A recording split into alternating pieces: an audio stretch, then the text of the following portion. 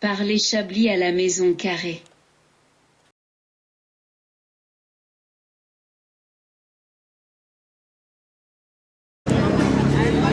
Yeah, I certainly think that if myself and Up and Down were to shoot off to what do you call it, a fine establishment, just example, or not even that, just at one point share a bottle of Chablis, not Chablis, but if we got that together, I think that'd be pretty fine. A really expensive bottle of Chablis. Just had a proper crack, man. Proper dialogue. Not about anything intense. Just a brilliant laugh. That's what I want. I actually think that, in all seriousness, in this point here, I actually think that she felt that I'd moved too quickly on to becoming a different person, and she didn't expect that. I think she felt that where's the person I used to know, and I can get that actually. And there is a slight element of that with me with her as well, but if you join that together, mix it up a wee bit, yeah, if I just melt down a little bit and she maybe freezes a little bit back into, solidifies back into more of what I remember her, I think we could really work something out. I certainly hope so. I certainly hope that would be the case. I think we could be a really, really good power couple. And if we don't want to be a couple, at least we could be a power friendship. And I think that would be pretty important as well, as far as getting things sorted out in the big realm of things, But for me just now, on the 28th of October, at 11:20 is it? Well done, Andrew, good guess. 11:20 in the evening, just sitting here in Nimes, down in the south of France area, not quite the coast, but certainly not far from it. Marseille is only an hour's drive from here, I think. Parler, Aix-en-Provence, all the places are pretty close by actually. But what was I going to say there? Yeah, for the moment in time I'm just going to relax and finish off my Chablis, enjoy the evening, and then head back over to the hotel, maybe have another drink before I go to my bed. Everything's open till pretty late anyway, so no rush in the morning. Over now. Yeah, the reason I've opened the camera up again just a few minutes later, what time is it now, Andrew?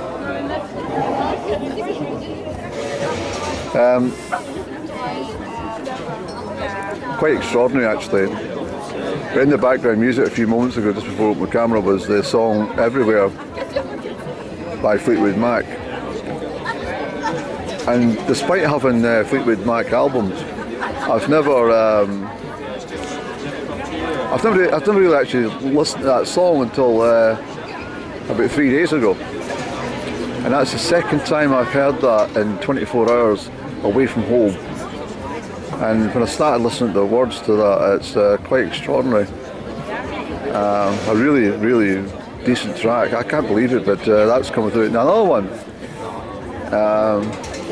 which I meant to mention the Ben Alder thing, but Only You, I think is it Yazoo? I can't remember actually. A song called I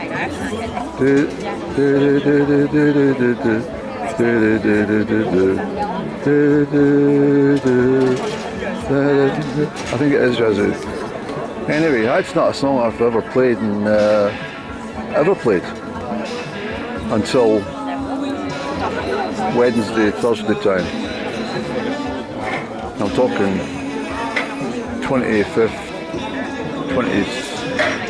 27th of October, just a couple of days ago, and I started playing it, and I can't actually get that song out of my mind. But I played it because it came into my head in a Ben Alder trip, and I started singing along to it, and then suddenly I went and looked it out, found it, and I can't stop playing it. Anyway, on the radio today, just as I parked up at Edinburgh, I was listening to Radio Nangel, and it switched on to something that was either Heart Radio or Capital Radio, I don't know what it was, but it switched away from that station as soon as I entered the car park at Edinburgh for some fucking weird reason, and the song that came on, yep. Oh, no, I might get the right beats to that.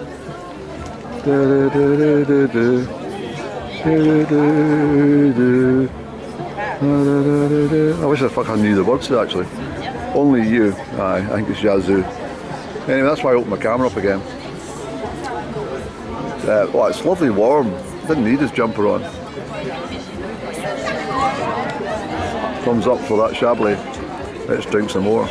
It's nearly midnight, so this is the this is where I was outside, and this is the inside of it.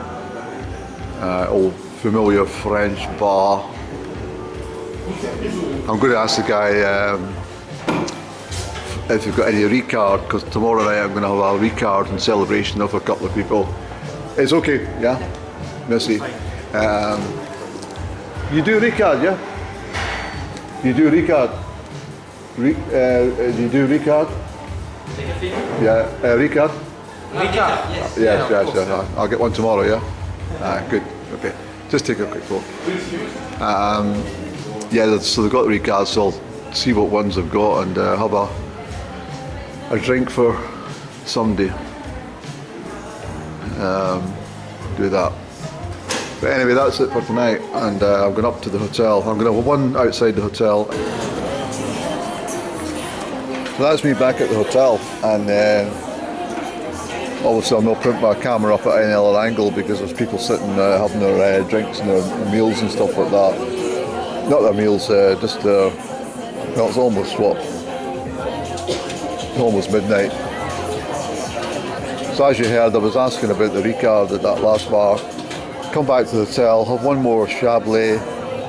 They haven't got any fucking Chablis, that's what he said. He says he's run out, he's got some other thing coming out for me. Some French drink. Merci beaucoup. If you're joining company, you are normally have to be kind of semi-invited, meaning that somebody will ask how you getting on, or perhaps it'll be a female who'll what you up to, blah blah blah. You know, they're actually just approaching somebody and saying, you know, or joining a group. It's not something I do. In fact, I've had a very strict routine in this for most of my life, to be honest. And this is probably the Chablis that's making me talk like this. Well, I'm talking clearly, hopefully, but what I mean is I'm opening up. Because what I'm thinking in myself here is that it doesn't really matter what anyone thinks about my little vlogs. It's simply the case that I'm just doing them because if anything happens to me, I want some sort of record, you know. But I'm wanting to say as well that, catching back to what I was talking about, was in my routines in life was I had a very different approach to everything. And that's why I've always been quite solo in my respect of, I'm maybe talking about in bars and stuff. I never feel isolated in a bar, even when I'm standing on my own, because I just always feel engaged. And the only thing about being on your own, perhaps, is you drink a little bit faster. That's the only downside I've found about being on your own in a bar. You tend to drink a little quicker. But at the end of the day, that's not really a huge problem, is it? But it doesn't usually take me long to join company. It doesn't matter where I am. I tend to draw people to me unconsciously. And people find me quite intriguing. I do know that.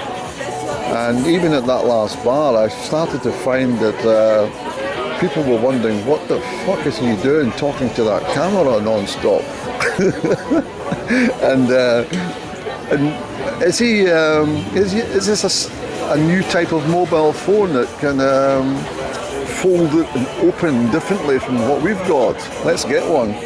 I wonder if it's one of those iPhone 921 versions or 969 version iPhone.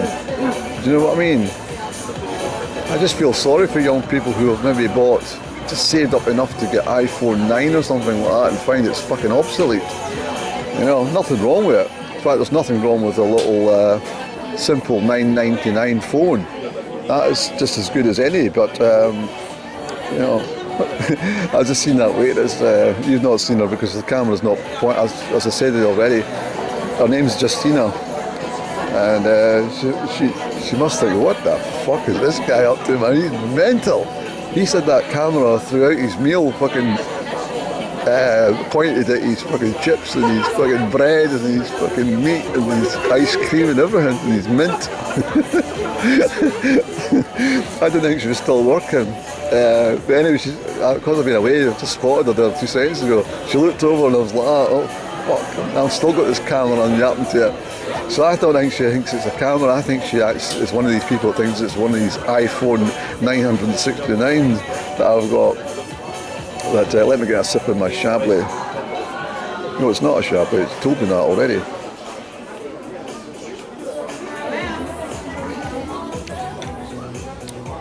I did ask for one slightly sweeter, and it is sweeter, so that's not so bad. I didn't want a dry one, not in the last drink of the evening. A dry drink is not very good for the mouth in the middle of the night in the desert. When you're stuck in an arid desert, an oasis of nothing but duvet covers over your head, and dying for a drink, or dying for a drink of water, dying for anything, dying for daylight, dying for the fucking opening of the bar. This is what happens. That's why I don't drink, because I get too fond of it, and then I start drinking like a fish, and then I start consuming large amounts of whatever I'm drinking. In fact, if I had my way this evening, I would probably drink another couple of bottles of this shit. It's absolutely fabulous just sitting drinking Chablis, sweet or dry or anything near it. It's a French wine he's given me, but I'm not sure which one it is actually. It tastes alright. My cigarette. I probably have no memory left of my camera for any other part of my trip because I've talked so much into this one tonight. So perhaps I should stop talking. But I like talking to my camera because there's nobody else to talk to. And even if somebody phoned me right now at just bang on midnight, the chances are they're going to go, what are you on about, Andrew? You're always talking a lot of stuff and I don't, we, plural, do not understand it. And that's been the way all my life. Nobody's ever understood anything I've been talking about.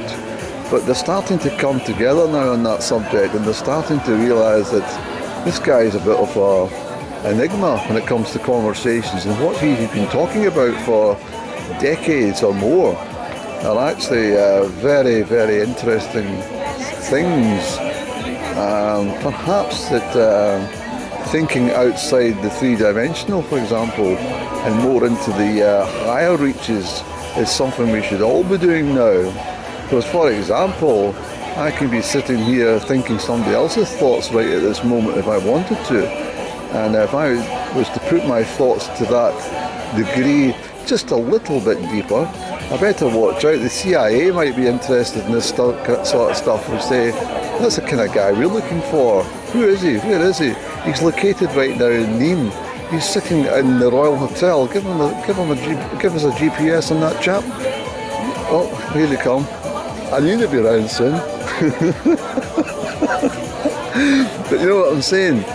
So, if I concentrate hard enough on somebody else's thoughts, I would be able to find out what they're thinking. I'm not being weird about somebody sitting across the bar, although that's a very, very possible thing. That's something I've been doing for fucking years. It's like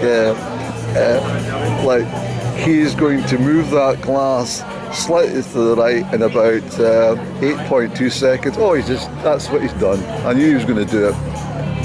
And you can really, really do a lot. But what I'm saying is, this is the hundreds of miles type of in somebody's brain, knowing exactly what they're looking at right at this moment in time, knowing exactly what they're thinking about, and knowing exactly what they're going to do now. Do you understand me? That does sound weird, but if you can't captivate what I'm saying, then you need to catch up. You seriously need to get yourself away from television. You need to get yourself clear of all this muddle and shite that you talk about and listen to all day long.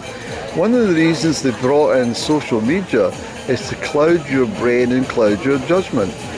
If you do not have social media and bittering nonsense about what somebody else is up to right at a given moment in regards to what the sort of lasagna base that they had earlier, you know, that kind of drivel, remove that. That gives your brain some space for other things to think about. Now, I know that I talk about formalities here when I'm on holiday, like wine and mints and different locations and stuff, but what I'm saying is, in the general rule of thumb, my brain is expanding every single day through silence and solitude, and there's nothing else to fill it apart from the what is actually out there that is meant to be looked at.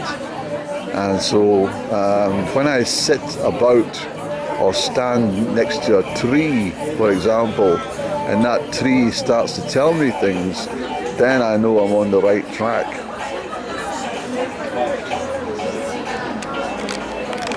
One of the instances I'm referring to is, which has developed over many, many years, is just, for example, I kind of use the bars because I spent a lot of time in bars, for example, but in a bar, you can be scanning around, just not purposely, but just scanning. And as you're scanning, somebody else is scanning. Now, it's not that boy-girl type of connection where you catch eyes and you suddenly look away and you catch eyes again, you look away and you catch eyes again, and you start talking to each other. That's something completely different. What I'm talking about is something like sitting stationary in a train station, or sitting or standing in a bar, or even walking through a park, something of that nature. Just for example, it doesn't have to be specific to that. But as you're doing that, suddenly you become aware that somebody else is suddenly connected to you. Not one person who has never even saw you. They're the people who are bypassing you. Just like you were walking down the street. I mentioned it before. 99 out of 100 people walk down the street and not even notice you. But there'll be one who's completely stares at you. Well, that's the same situation I'm talking about in train stations, parks, bars, all that sort of stuff. Even in a massive crowd, you will actually find, if you spend long enough just not looking, but waiting, and then you turn quite purposely and you look right across, you will find somebody is staring directly at you. It's absolutely fucking mental, but it's true. And that is that kind of, I call it that, well, I wouldn't want to use the word matrix, but it's a kind of spider's web type thing where there is lots of people connecting all around, and most people are oblivious to it. But the ones who connect, I've already had one this evening in this big arena when I'm situated. I think I showed you photographs earlier, but there's one person who is sitting with another, but has already made that connection several times, even when I'm not looking in their direction. It's one of the reasons that the significant other, as I refer to it colloquially, not it, I don't mean it like that, but as I refer to the person colloquially, that's what I meant to say. Whether I'm on one side of the street and she's on the other, we're still looking at the pavement, we're both gazing at each other at the same time. Do you understand what I'm saying? There's also the example of finding each other in dense crowds or cities or indeed complete countries where the chances are phenomenal to bang into each other like that just over and over and over again. And there have been so many times that we have just banged into each other. That is not an accident.